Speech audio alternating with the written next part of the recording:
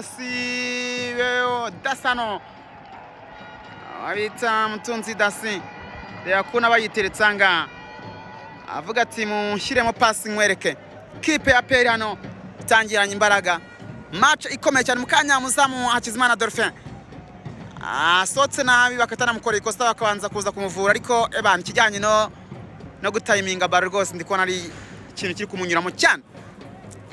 yaterese kigana North n'umuganda international chenga pasa shachumva nimwe Denis Metinho nimwe ni wabo Denis Metinho mpira by Taurenza ari abasore equipe ya Kiyovu Sports attention no kurengurwa n'ubundi no muvandimwe Bugingo Hakim team captain niyo mugabo Jean Claude ataragaruka rwose ataragaruka atameze neza Tistash mwalimu imikino nizera ko mumeze neza muri kugenda mukanda subscription kuri page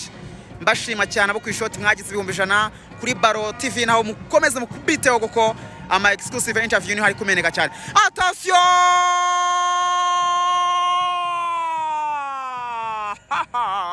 pira chakurane gato cyane kabisa ariya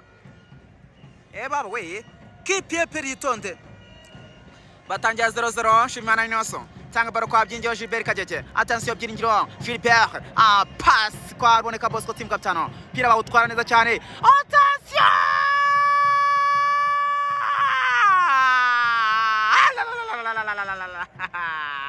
Hakizimana Dolphin mpira kwa Vanao teka mikona Olaski Olaski mana nyagasani kipe ya Kiyovu Sports hano yatakana imbaraga abayovu bijandika batakana imbaraga zidasanzwe yes we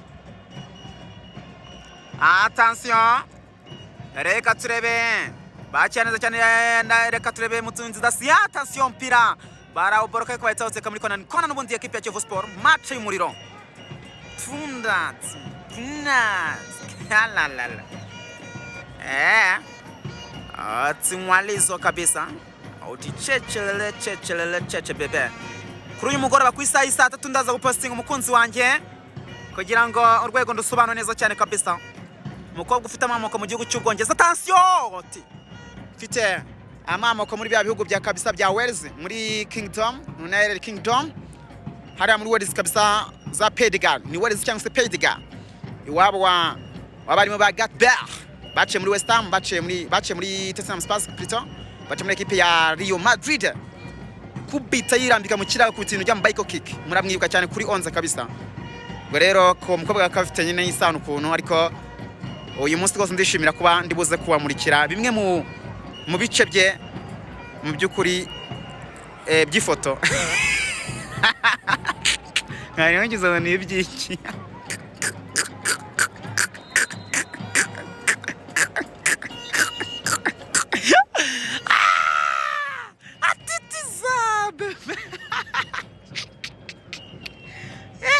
Ngize ni iki nambutse kweri oya kumira cyacyo tarabo mfura yanyu uya kandi mbakunda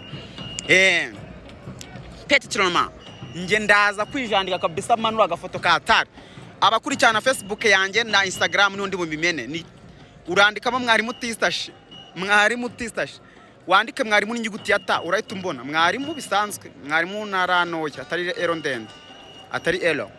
ni mwarimu y'iby'ikinyarwanda pani by'igiswahili mwarimu Tistash n'inyuguti ya ti abatazi kwandika Tistash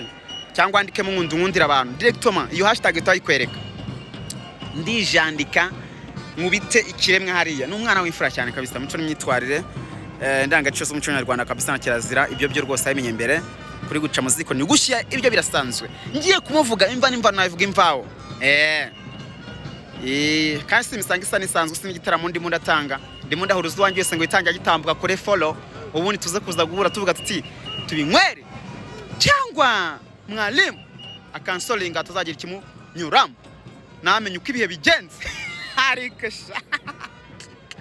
mba mbakune cyane ndi gupapaza hejuru ibati twagarutse